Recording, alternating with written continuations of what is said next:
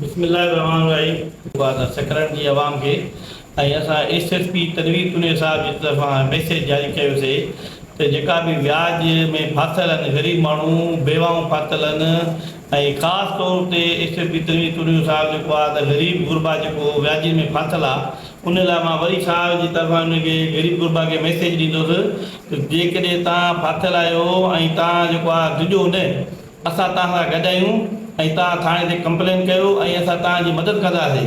जेका व्याजी आहिनि इहे ज़ालिम आहिनि ऐं अलाह जा जंग जोटे वेठा आहिनि। जेको अलाह ऐं अलाह जे रसूल सां जंग जोटनि था उन सां असांजी जंग आहे। इंशाअल्लाह ताला इन व्याजनि खे वरी मां जेको आहे त पंहिंजी तरफ़ां मैसेज ॾियणु चाहियां थो त जेको माण्हुनि खे तव्हां तंग कयो था ऐं उनजे घरनि ते वञो था उनखे प्रेशराइज़ कयो था। जेकॾहिं हिकु माण्हू 2 लख वठी वियो आहे 2 लख उन वरिता आहिनि हू 4 लख वठी विया आहिनि हू चवंदा त हीउ असांजो व्याज आहे मूल हुनजो रहियो पियो आहे। मां उनखे वरी तंबीह कयां त तव्हां इन शैतानी विसविसे खां परते थियो ऐं माण्हू खे तंग न कयो।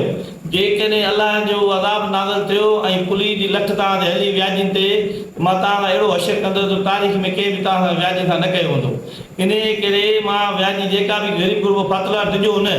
अॼु असां आहियूं जेकॾहिं न बि हूंदा त अलाह तव्हां सां गॾु आहे। इहो हिकिड़ो जहाज़ जो कमु आहे। तव्हां निकिरो त हिकु माण्हू निकिरंदो ॿियो निकिरंदो टियों निकिरंदो ईअं जहाज़ थींदा आहिनि। ईअं जेको आहे त अमल थींदो आहे। फाथा पिया हूंदो हीउ व्याजी तव्हांखे फासाईंदा रहंदा हेरासमेंट कंदा रहंदा।